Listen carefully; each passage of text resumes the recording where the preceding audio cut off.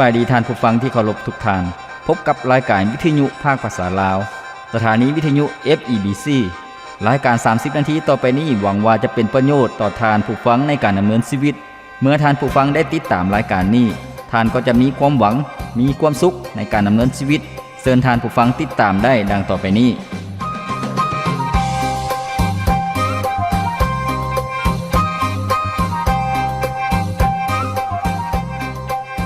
พระคำของพระเจ้าได้กล่าวไว้ว่าพระเจ้าองค์นี้เป็นที่พึ่งอันเข้มแข็งทรงจัดเตรียมทางอันปลอดภัยให้ข้าน้อยได้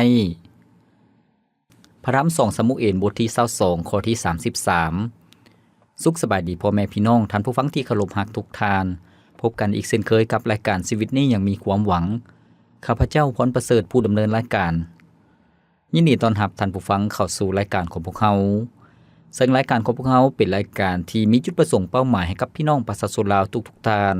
ได้รับประโพได้รับแนวคิดได้รับกำลังและได้เรียนรู้สิ่งใหม่ๆท่านผู้ฟังที่เคารพที่ผ่านมารายการของพวกเรานั้นได้นำเสนอให้กับท่านผู้ฟังในหลายๆหัวข้อหลายๆภาคส่วนและรายการของพวกเราได้ออกอากาศทุกๆมื้อท่านผู้ฟังผ่านทั้งวิทยุ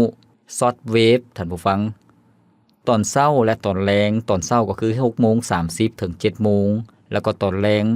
18:30 ถึง 19:00 นในช่วงตอนเช้าอยู่ในคลื่นช็อตเวฟ9795ท่านผู้ฟังแล้วก็ส่วนตอนแลงก็คืออยู่ในคลื่นช็อตเวฟ12095นั่นก็คือคลื่นของรายการของพวกเราผ่านทางวิทยุท่านผู้ฟังบ่เพียงแต่เท่านั้นรายการของพวกเรายังได้นำเสนอผ่านทางอินเทอร์เน็ตก็คือผ่านทาง YouTube แล้วก็ผ่านทาง Facebook ท่านผู้ฟังเพียงแต่ท่านผู้ฟังพิมพ์ภาษาอังกฤษเข้าไปคำว่า FEBC ลาวท่านผู้ฟังก็จะเห็นรายการของพวกเราเป็นหัวข้อเป็นภาคส่วนท่านผู้ฟังสามารถฟังสดแล้วก็ฟังย้อนหลังได้เชื่อว่าจะให้แง่คิดที่ดีสำหรับท่านผู้ฟังท่านผู้ฟังที่เคารพเมื่อเว้าถึงชีวิตของคนเฮาหลายๆคนก็มีเป้าหมายในชีวิตที่แตกต่างกันบางคนมีเป้าหมายอยากประสบผลสำเร็จในการค้าขายในการเฮ็ดธุรกิจบางคนมีเป้าหมายอยากประสบผลสำเร็จในการสร้างเนื้อสร้างโตสร้างครอบครัวบางคนมีความมุ่งมั่นปรารถนาอยากประสบผลสำเร็จในหน้าที่เวียกงานอยากมีตำแหน่งที่สูงอยากมีตำแหน่งที่มีเกียรติบางคนก็มีเป้าหมายอยากเป็นคนขับเรือบินท่านผู้ฟังแล้วก็บางคนอยากมีเป้าหมายที่อยากไปเที่ยวรอบโลกทุกๆประเทศทั่วโลกฉะนั้นแต่ละคนก็มีเป้าหมายในชีวิตที่แตกต่างกันแล้วก็แต่ละคนเมื่อมีเป้าหมายแนวนั้นแล้วก็เป้าหมายเหล่านั้นก็เป็นแรงจูงใจที่จะซอยให้ไปถึงเป้าหมายที่ตั้งไว้นั่นท่านผู้ฟังคนที่จะไปถึงเป้าหมายนั้นต้องมีแรงจูงใจแล้วก็มีสิ่งที่จะเติมกำลังเติมเหือแรงท่านผู้ฟัง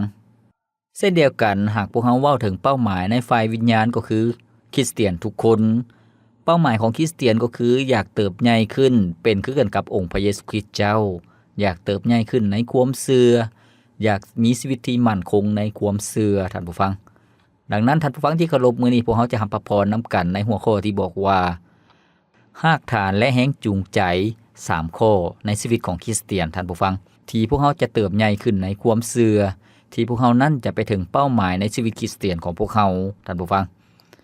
พระคำของพระเจ้าที่พวกเราจะเรียนรู้นำกันในมื้อนี้ปรากฏอยู่ในพระธรรม1โครินโธบทที่13ข้อ13ท่านผู้ฟังพระธรรม1โครินโธบทที่13ข้อที่13ซึ่งได้กล่าวไว้ว่าบัดนี้ยังตั้งอยู่3สิ่งคือความเชื่อความหวังและความหักแต่สิ่งที่ใหญ่กว่าแม่นความหักและอีกจุดหนึ่งอยู่ในพระธรรม1เธสโลนิกบทที่1ข้อที่3ซึ่งได้กล่าวไว้ว่าโดยบ่ได้หยุดยั้งในการระลึกถึงกิจการของเจ้าทั้งหลายอันเกิดมาจากความเชื่อกับการงานอันหนักหน่วงที่พวกเจ้ายอมเฮ็ดย้อนความหักและความมันเพียรอันมาจากความไว้วางใจในองค์พระเยซูคริสต์เจ้าของพวกเราท่านผู้ฟังที่เคารพนี้ก็คือข้อพระคัมภีร์2จุดที่พวกเราจะมารับพระพรนำกันซึ่งเป็นหัวข้อที่บอกว่ารากฐานและแรงจูงใจ3สิ่งในชีวิตคริสเตียนท่านผู้ฟังในชีวิตคริสเตียนหรือว่าผู้เชื่อในพระเยซูเจ้าพวกเราต้องมี3สิ่งนี้ จะเป็นสิ่งที่สุกยู่พวกเขาให้พวกเขาเติบใหญ่ขึ้นในความเชื่อจะให้พวกเขานั้นมีแรงจูงใจในการดำเนินชีวิตคริสเตียนที่ถูกต้องท่านผู้ฟังสิ่งทำอิฐที่สำคัญก็คือว่าพวกเขาต้องมีความเชื่อท่านผู้ฟังดังที่พวกเขาได้ฟังนำกันแล้วในพระธรรม1โกรินโธบทที่13ข้อที่13ซึ่งได้บอกว่ายังตั้งอยู่3สิ่งคือความเชื่อความหวังและความฮักข้อทับอิฐก็คือความเชื่อเป็นอย่างความเชื่อจึงมีความสำคัญในชีวิตคริสเตียนท่านผู้ฟังความเชื่อเป็นสิ่งที่สำคัญและขาดบ่ได้เพราะว่าหยังการที่พวกเขาได้รับการอภัยความผิดบาปการที่พวกเขาได้รับความรอดพ้นในนรกบึงไฟการที่พวกเขาได้รับฐานะในการเป็นลูกของพระเจ้าการที่พวกเขาได้เข้าในแผ่นดินสวรรค์ได้คืนดีกับพระเจ้าก็ย้อนความเชื่อของพวกเขาท่านผู้ฟังที่พวกเขาเชื่อในพระเยซูเจ้าฉะนั้นบ่แม่นด้วยการกระทำความเชื่อจึงมาก่อนเป็นสิ่งที่สำคัญความเชื่อจึงเป็นรากฐานที่สำคัญและแรงจูงใจที่สำคัญในชีวิตคริสเตียนในการเข้ามาเฝ้าพระเจ้าบ่แม่นย้อนบุญกุศลบ่แม่นย้อนคุณงามความดีท่านผู้ฟังดังนั้นรากฐานข้อนำอิฐก็คือความเชื่อเป็นอย่างความเชื่อจึงมีความสำคัญก็ย้อนว่าความเชื่อจะเฮ็ดให้พวกเฮานั้นเป็นคนที่นักแน่นมั่นคงบ่คลอนแคลนชีวิตบ่หวั่นไหวท่านผู้ฟังซึ่งในบทนี้ปรากฏอยู่ในพระธรรมเฮบเรบทที่10ข้อที่23ซึ่งได้กล่าวไว้ว่าจงยึดมั่นอยู่กับความหวังที่พวกเขาประกาศตัวว่าได้รับไว้แล้วนั่นอย่าหวั่นไหวเพราะว่าพระองค์ผู้ทรงประทานพระสัญญาณนั่นก็สัตย์ซื่อแม้แล้วท่านผู้ฟังพระคำของพระเจ้าให้พวกเขายึดมั่นในความหวังที่พวกเขาได้รับเชื่อในข่าวประเสริฐที่ถูกประกาศออกมาและพวกเขาได้รับไว้แล้วท่านผู้ฟังอย่าให้พวกเขาหวั่นไหวฉะนั้นท่านผู้ฟังที่เคารพความเชื่อเฮ็ดให้พวกเฮานั้นมีความนักแน่นมั่นคงบ่คลอนแคลนบ่หวั่นไหวหากพวกเฮาบ่มีความเชื่อพระคัมภีร์บอกว่าก็จะบ่เป็นที่พอพระทัยพระเจ้าการที่พวกเฮาเข้าเฝ้าพระเจ้าก็ย้อนความเชื่อนั่นเองความเชื่อบ่เพียงแต่เฮ็ดให้พวกเฮานั้นมีความนักแน่นมั่นคงบ่คลอนแคลนบ่หวั่นไหวเท่านั้นความเชื่อยังเฮ็ดให้พวกเฮานั้นมีความกล้าหาญท่านผู้ฟังในพระธรรมกิจการบทที่4ข้อที่18ถึง20เป็นเรื่องราวของสาวกของพระเยซูเจ้าก็คือเปโตรและโยฮันท่านผู้ฟังเมื่อก่อนเปโตรและโยฮันนั้นเป็นคนที่มีความย้านกลัวย้านถูกฆ่าย้านพวกผู้นำศาสนายิวข่มเหงท่านผู้ฟังแต่ว่าเมื่อเขาเจ้ามีประสบการณ์กับพระเยซูเจ้าแล้วเขามีความเชื่อหลายขึ้นเขาเจ้าก็ได้ประกาศด้วยความกล้าหาญซึ่งในพระธรรมกิจการบทที่4ข้อที่19ข้อที่20ได้กล่าวไว้ว่า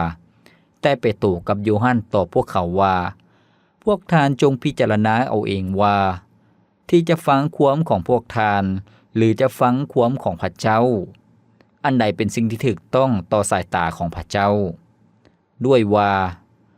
เป็นไปบ่ได้ที่จะให้พวกข้าพเจ้าปิดบังบ่ให้เว้าสิ่งที่ได้เห็นและได้ยินแม่นแล้วท่านผู้ฟังสาวกของพระเยซูเจ้ามีความกล้าหาญที่จะประกาศเรื่องราวข่าวประเสริฐของพระเยซูเจ้าต่อหน้าคนทั้งปวงถึงแม้นว่าจะถูกทางการห้ามสั่งห้ามอย่างเข้มงวดแต่เขาเจ้าก็ยังเลือกที่จะยำเกรงพระเจ้าท่านผู้ฟังเขาเชื่อในพระเจ้าผู้ทรงเป็นความจริง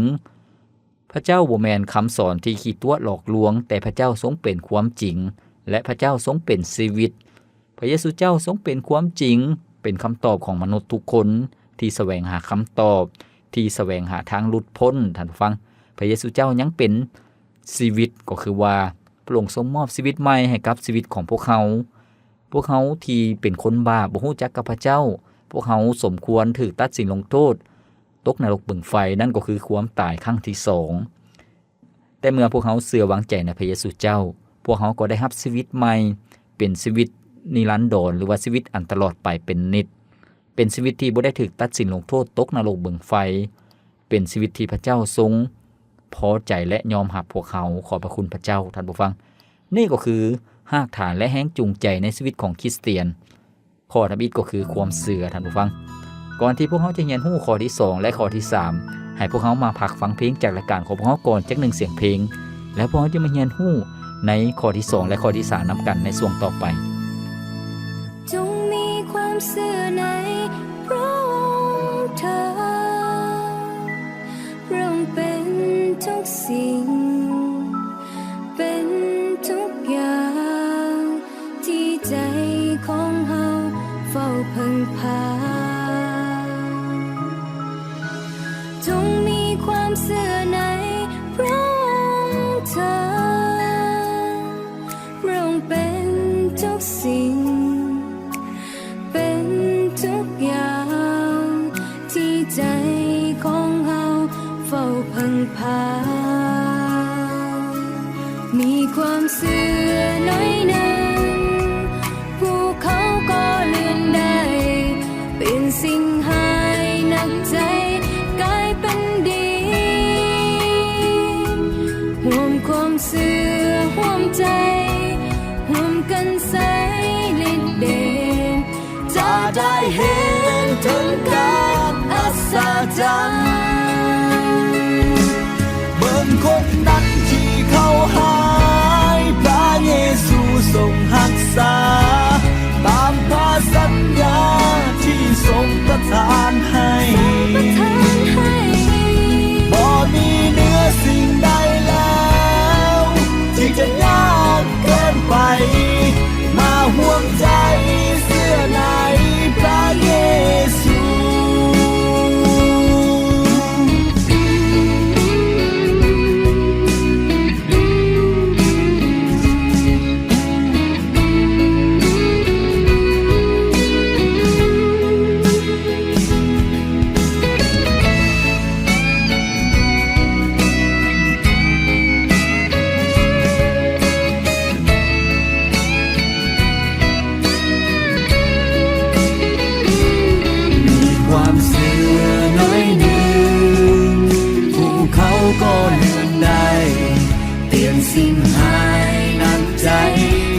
เป็นดี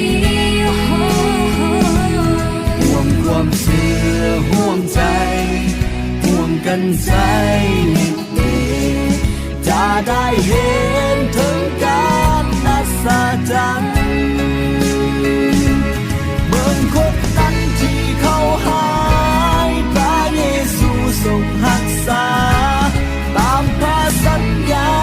ที่ทรงประทานให้บ่มีเหนือสิ่งใดแล้วที่จะยากเกินไปมาห่วงใจเสื้อในพระเยซูแม้แล้วบ่มีสิ่งใดที่ยากเกินไปสำหรับพระเยซูเจ้าพระเยซูเจ้าทรงเฮ็ดทุกสิ่งทุกอย่างได้พระองค์ทรงเฮ็ดการอัศจรรย์เหนือธรรมชาติได้พระองค์ทรงปีนปัวรักษาโรคภัยไข้เจ็บให้หายได้พระองค์ทรงอภัยความผิดบาปให้กับพวกเขาดังนั้นให้พวกเขาจงมีความเชื่อวางใจในพระเยซูเจ้าดังบทเพลงที่พวกเขาได้ฟังไปแล้วนั้นท่านผู้ฟังที่เคารพมื้อนี้พวกเขากำลังรับพระพรนำกันในหัวข้อที่บอกว่าหากฐานและแรงจูงใจ3ข้อในชีวิตของคริสเตียนท่านผู้ฟังชีวิตคริสเตียนพวกเขาต้องมีรากฐานและแรงจูงใจที่ถูกต้องเพื่อพวกเขาจะเติบใหญ่ขึ้นในความเชื่อเพื่อชีวิตของพวกเขานั่นจะเป็นชีวิตที่นักแน่นมั่นคงซึ่งในบทนี้ภาคส่วนทำอิฐพวกเขาได้เรียนรู้นำกันแล้วก็คือว่ารากฐานของทำอิฐแรงจูงใจของทำอิฐก็คือว่าความเชื่อคริสเตียนทุกคนต้องใช้ความเชื่อที่จะมาถึงพระเจ้าพวกเขาก็ต้องใช้ความเชื่อในการดำเนินชีวิตเพื่อชีวิตของพวกเขานั้นจะเติบใหญ่ขึ้นและเข้มแข็งขึ้นพระคัมภีร์ได้บอกว่าย้อนว่าพวกเขาดำเนินชีวิตด้วยความเชื่อบ่แม่นด้วยตามที่ตาเบิ่งเห็นท่านผู้ฟังตาเบิ่งเห็นก็คือวัตถุสิ่งของนอกกายสภาพการภายนอกพวกเขาบ่ได้ดำเนินชีวิตตามสภาพการแต่พวกเขาดำเนินชีวิตตามความเชื่อโดยการเชื่อฟังพระเจ้าหากพวกเขาดำเนินชีวิตตามสิ่งที่ตาเบิ่งเห็นก็คือสภาพการของโลกนี้เปลี่ยนแปลงไปเรื่อยๆความผิดบาปเกิดขึ้นจำนวนหลวงหลายคนเฮาสังกันเฮ็ดผิดต่อกันและกันความบาปเกิดขึ้นหลายคนสังคมก็ยอมรับตามยุคสมัยฉะนั้นพวกเขาดำเนินชีวิตตามความเชื่อท่านผู้ฟังให้พวกเขามาเรียนรู้นำกันต่อรากฐานและแรงจูงใจ3ข้อในชีวิตของคริสเตียนข้อที่2ก็คือพวกเขาต้องมีความหวังท่านผู้ฟังความหวังเป็นสิ่งที่สำคัญในชีวิตคริสเตียนของพวกเขาดังที่พวกเขาได้เรียนรู้นำกันแล้วในพระธรรม1โครินโธบทที่13ข้อ13บอกว่าบัดนี้ยังตั้งอยู่3สิ่งคือ ความเชื่อความหวังและความหักท่านผู้ฟังตอนนี้พวกเรากำลังเรียนรู้มาถึงความหวังชีวิตที่มีความหวังนั้นจะเฮ็ดให้พวกเรามีความร้อนรนมีความอดทนพยายามท่านผู้ฟังชีวิตที่มีความหวังจะเฮ็ดให้พวกเรานั้นมีความทรหดอดทนบ่ได้อิดเมื่อยบ่ได้อ่อนแอบ่ต่างหยังกับชาวไร่ชาวนาชาวหัวชาวสวนท่านผู้ฟังที่ปลูกฝังเลี้ยงสัตว์ปลูกข้าวปลูกสาลีที่หว่านเม็ดพืชชาวไร่ชาวนาก็มีความหวังว่าจะได้เก็บเกี่ยวเขาเจ้าก็มีกำลังท่านผู้ฟังมีความร้อนรนที่จะเฮ็ดให้ไถนาแล้วก็ปลูกพืชผลผลิตท่านผู้ฟังเพราะว่าเขาเจ้ามีความหวังเส้นเดียวกัน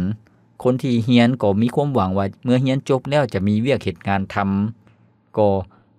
ห่ำเรียนท่านผู้ฟัง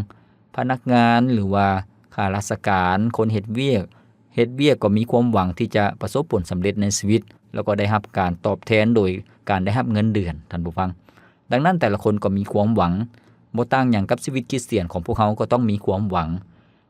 จะเฮ็ดให้พวกเขานั้นมีชีวิตที่มีความกระตือรือร้นมีความร้อนรนมีความเพียรอดทนในพระธรรมเฮบเรบทที่6ข้อที่12แล้วก็ข้อที่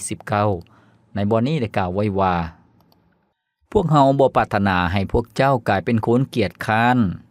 แต่ให้เป็นเหมือนคนเหล่านั้นที่อาศัยความเชื่อและความเพียรอดทนจึงได้รับมรดกตามพระสัญญาและข้อที่19ได้กล่าวไว้ว่าความหวังที่พวกเขายึดถือนั้นเป็นสมอที่แท้จริงอันมั่นคงของจิตใจความหวังนั้นนำไปสู่บ่อนศักดิ์สิทธิ์ที่อยู่สุดเบื้องหลังผากั้งแม้แล้วท่านผู้ฟัง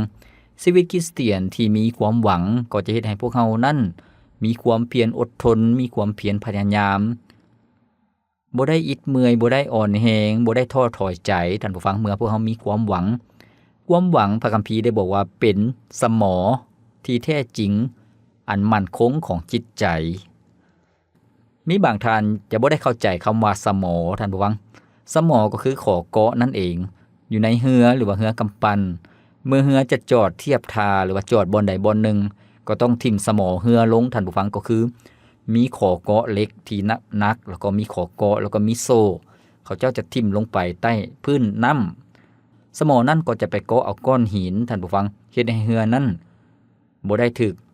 น้ำพัดไปบ่ได้ถูกลมพัดไปเรือนั้นก็จะจอดอยู่อย่างมั่นคงเส้นเดียวกันชีวิตของพวกเขาเมื่อพวกเขามีความหวังชีวิตของพวกเขาก็มีความมั่นคงมีความอดทนท่านผู้ฟังความหวังบ่เพียงแต่เฮ็ดให้พวกเขามีความร้อนรนมีความเพียรพยายามอดทนเท่านั้นความหวังยังเฮ็ดให้พวกเขาเป็นคนที่อุทิศตนมีความทุ่มเทเอาใจใส่ท่านผู้ฟังที่ปรารถนาอยากเจริญเติบใหญ่ขึ้นในความเชื่อแม่นแล้วท่านผู้ฟังข้อพระคัมภีร์ที่จะเอามาอธิบายที่จะเอามาสุกยู่ในเรื่องความหวังนี้ปรากฏอยู่ในพระธรรมฟิลิปปอยบทที่3ข้อที่13ถึงข้อที่14ซึ่งได้กล่าวไว้ว่าพี่น้องทั้งหลายเอ๋ยเฮาบ่ได้ถือว่าเฮาได้รับแล้วแต่เฮาเฮ็ดอย่างหนึ่งคือลืมสิ่งเหล่านั้นที่ผ่านพ้นไปแล้วเสียและโน้มตัวออกไปหาสิ่งทั้งหลายที่อยู่เบื้องหน้าเฮากำลังบากบั่นมุ่งหน้าไปสู่หลักไสเพื่อจะได้รับรางวัลคือชีวิตซึ่งพระเจ้าได้ทรงเอิ้นเอาในพระคิดเจ้าเยซูให้ไปรับอยู่เบื้องถึงแม่นแล้วท่านผู้ฟังที่เคารพในบทนี้อาจารย์โปโลได้ยั่งยืนถึงความเชื่อของเพิ่นที่เป็นแบบอย่างก็คือว่าเพิ่นมีความเชื่อหวังใจในพระเจ้าและชีวิตของเพิ่นก็มีความหวังในพระเจ้าพระเจ้าทรงสัญญาว่าพระองค์จะทรงรับเอาผู้ที่เชื่อหวังใจในพระองค์นั้นเข้าในแผ่นดินสวรรค์ร่วมครอบครองกับพระองค์ตลอดไปได้รับประพรได้รับบำเหน็จรางวัลอยู่ถึงแผ่นดินสวรรค์เป็นรางวัลของชีวิตนั่นก็คือพระสัญญาของพระเจ้าพวกเขาก็มีความหวังเป็นความหวังที่เป็นความจริงท่านผู้ฟังพระเจ้าได้ทรงสัญญาจะให้ผู้เชื่อทุกๆคนนั้นได้รับตามความหวังดังนั้นอาจารย์โปโลจึงบ่ได้ท้อถอยใจในการบรบัดรับใช้พระเจ้าในการประกาศข่าวประเสริฐในการเป็นพยานเรื่องความเชื่อในพระเยซูเจ้าในชีวิตของเพิ่นท่านผู้ฟังเพิ่นก็มีความมั่นใจแล้วก็มีความหวังเส้นเดียวกันชีวิตของพวกเขาให้พวกเขามีความหวังในพระเยซูเจ้าหวังว่าพระองค์จะทรงอวยพรชีวิตของพวกเขา ให้พวกเขามีความหวังในพระสัญญาต่างๆที่พระเจ้าทรงได้สัญญาไว้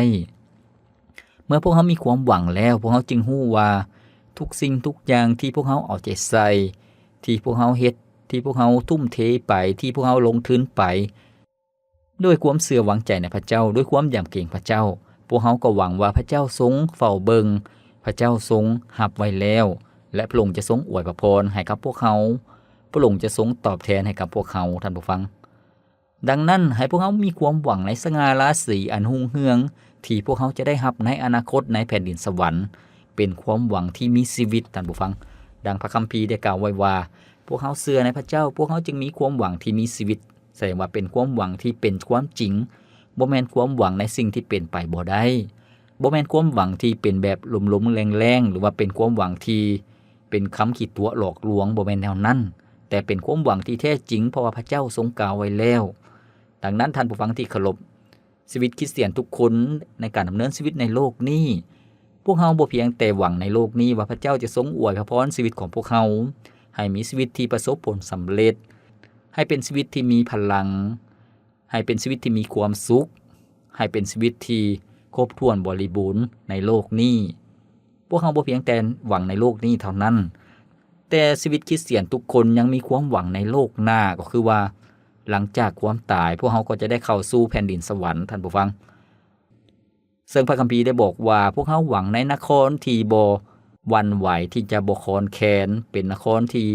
ถาวรตลอดไปนั่นก็คือแผ่นดินสวรรค์ท่านผู้ฟังพวกเขามีความหวัง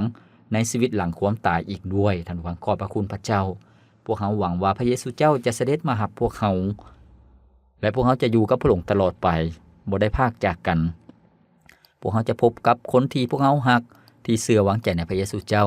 บนนั้นก็จะบ่มีการพลาดพรากจากกันอีกต่อไปขอบพระคุณพระเจ้าท่านผู้ฟังนั่นก็คือรากฐานและแรงจูงใจในชีวิตคริสเตียนรากฐานและแรงจูงใจข้อสุดท้ายข้อที่3ก็คือพวกเขามีความรักท่านผู้ฟังดังที่พวกเขาได้เรียนรู้ในพระธรรม1โครินธ์บทที่13ข้อ13ก็คือว่ายังตั้งอยู่3สิ่งคือความเชื่อความหวังและความรักและความรักยิ่งใหญ่ที่สุดท่านผู้ฟังที่เคารพเป็นอย่างความรักจึงเป็นสิ่งที่สำคัญและก็ยิ่งใหญ่ที่สุดในความเชื่อของคริสเตียนของพวกเขาก็ย้อนว่าพระเจ้าทรงเป็นพระเจ้าแห่งความรักท่านผู้ฟังพระเยซูเจ้าทรงเป็นพระเจ้าแห่งความรักพระเจ้าทรงสร้างโลกนี้ด้วยความรักพระเจ้าทรงไถ่มนุษย์ทุกคนด้วยความรักพระเจ้าทรงนำพาพวกเขาด้วยความรักดังนั้นการดำเนินชีวิตของคริสเตียนพวกเขาก็ต้องดำเนินชีวิตด้วยความรักของพระเจ้าดำเนินชีวิตในความรักของพระเจ้าอีกด้วยท่านผู้ฟังความรักจะเฮ็ดให้ชีวิตของพวกเขานั้นบ่คือกันกับคนทั่วไปแต่พวกเขาเกิดจากพระเจ้าแม่นแล้วท่านผู้ฟังซึ่งในพระธรรม1โยฮันบทที่4ข้อที่7แล้วก็ข้อที่17ได้กล่าวไว้ว่าเพื่อนที่รักทั้งหลายเอ่ยให้พวกเขารักซึ่งกันและกันเพราะว่าความรักมาจากพระเจ้าทุกคนที่รักก็บังเกิดจากพระเจ้าและรู้จักพระเจ้าข้อที่17ได้กล่าวไว้ว่าข้อนี้แหละความรักเป็นที่สำเร็จในเฮาทั้งหลายเพื่อว่าเฮาจะได้มีความแน่ใจในวันพิพากษาเพราะพระคริสต์เป็นอย่างใดเฮาทั้งหลายในโลกนี้ก็เป็นอย่างนั้นแม่นแล้วท่านผู้ฟังเมื่อพวกเฮาเชื่อวางใจในพระเจ้าพวกเฮาดำเนินชีวิตในความรักของพระเจ้าพวกเฮาก็รักคนอื่นๆพวกเฮาก็รักซึ่งกันและกันความรักของพระเจ้าก็สำเร็จในชีวิตของพวกเฮาแล้วก็เป็นการยั่งยืนว่าพระเยซูเจ้าเป็นแนวใดพวกเฮาก็เป็นแนวนั้นพระเยซูเจ้าทรงเป็นพระเจ้าแห่งความรักพวกเฮาก็เป็นลูกของพระเจ้าที่มีความรักของพระเจ้าความรักจะเฮ็ดให้พวกเฮานั้นแตกต่างจากคนอื่นท่านผู้ฟังคนทั่วไปในโลกนี้ในสังคมในยุคสมัยนี้เขาเจ้าจะเห็นแก่ตัวเขาเจ้าจะรักแต่กลุ่มแต่ก้อนของตนเองความรักของเขาเจ้านั้นก็มีความจำกัดดังประโยคที่พวกเขาได้ยินแล้วว่าบ่มีของฟรีในโลกนี้ก็คือว่าทุกคนที่เข้ามาติดต่อพัวพันมาให้ดีต่อพวกเขาล้วนแต่หวังผลประโยชน์ความรักความจริงใจของคนเฮานั้นมีความจำกัดเบื้องหลังของความรักของมนุษย์นั้นก็คือว่ายังมีสิ่งที่เสื่องซ่อนอยู่ก็คือหาผลประโยชน์อยู่แต่ว่าความรักที่มาจากพระเจ้าเป็นความรักที่บ่มีเงื่อนไขเป็นความรักที่บริสุทธิ์เป็นความรักที่ถูกต้องดังนั้นเมื่อพวกเขาเชื่อวางใจในพระเยซูเจ้า พวกเขาได้สัมผัสกับความรักของพระเจ้าและความรักของพระเจ้าก็จะเต็มล้นในชีวิตของพวกเขาหลั่งไหลออกไปสู่คนอื่นๆคนอื่นก็จะรู้ว่าความรักของคริสเตียนนั่นเป็นความรักที่แตกต่างจากโลกนี้ความรักที่บ่ได้หวังผลประโยชน์ความรักที่บ่ได้หวังผลตอบแทนถึงแม้นว่าเสียเปรียบก็ยังยอมรับก็ยังรักซึ่งกันและกันท่านผู้ฟังความรักบ่เพียงแต่เฮ็ดให้พวกเขาแตกต่างจากคนอื่นเท่านั้นความรักยังจะเสริมสร้างพวกเขาให้เติบใหญ่ขึ้นสู่ความเป็นผู้ใหญ่ในความเชื่อที่สมบูรณ์แบบท่านผู้ฟังซึ่งในพระธรรมโกโลสายบทที่3ข้อ14ได้กล่าวไว้ว่าแล้วนอกจากสิ่งทั้งปวงนี้จงเอาความรักเป็นสายผูกมัดทุกสิ่งไว้ให้ถึงความครบถ้วนแม่นแล้วท่านผู้ฟังสิ่งที่ยิ่งใหญ่ที่สุดแม่นความรักนอกเหนือสิ่งอื่นใดหมดแม่นความรักนั้นจะผูกพันสิ่งทั้งปวงให้ถึงความสมบูรณ์ท่านผู้ฟังบ่ว่าอยู่ในครอบครัวในหมู่เพื่อนในญาติพี่น้องหรือว่าในสังคมหากมีความรักก็จะมีความครบถ้วนสมบูรณ์ท่านผู้ฟังหากมีความรักก็จะมีความอบอุ่นหากมีความรักก็เป็นความรักที่มาจากพระเจ้าหากสังคมหรือว่าบ่อนใดก็แล้วแต่มีความรักที่มาจากพระเจ้าก็จะเป็นบ่อนที่มีความอบอุ่นขอบพระคุณพระเจ้าที่พวกเขาเชื่อวางใจในพระเจ้าพวกเขาได้รับความรักจากพระเจ้าท่านผู้ฟังที่เคารพมื้อนี้พวกเขาได้เรียนรู้นำกันแล้วรากฐานและแรงจูงใจ3ข้อหรือว่า3สิ่งในชีวิตของคริสเตียนก็คือ1ความเชื่อ2ความหวังและ3ความรักท่านผู้ฟังสิ่งเหล่านี้เป็นสิ่งที่จำเป็นและขาดบ่ได้ในการดำเนินชีวิตในฝ่ายวิญญาณในการดำเนินชีวิตของคริสเตียนขาดสิ่งใดสิ่งหนึ่งก็บ่ครบถ้วนสมบูรณ์ดังนั้นให้พวกเราเอาใจใส่ในความเชื่อในความหวังและความรักแล้วชีวิตของพวกเขานั้นพระเจ้าก็จะทรงอวยพรในชีวิตของพวกเขาครอบครัวของพวกเขาหน้าที่เวียกงานของพวกเขาท่านผู้ฟังขอบพระคุณพระเจ้าข้าพเจ้าเชื่ออย่างยิ่งว่าหัวข้อที่พวกเขาได้ฟังนำกันในมื้อนี้จะให้แง่คิดให้พระพรสำหรับท่านผู้ฟังที่จะเอาไปคิดตึกตองและเรียนรู้และประยุกต์ใช้ในชีวิตของท่านผู้ฟังท่านผู้ฟังที่เคารพรายการของพวกเราดำเนินมาฮอดนี้ก็สิ้นสุดเพียงเท่านี้ข้าพเจ้าพรประเสริฐผู้ดำเนินรายการขอกล่าวคำว่าขอพระเจ้าอวยพรท่านผู้ฟังทุกท่านพบกันใหม่ในมื้อต่อไปสบายดี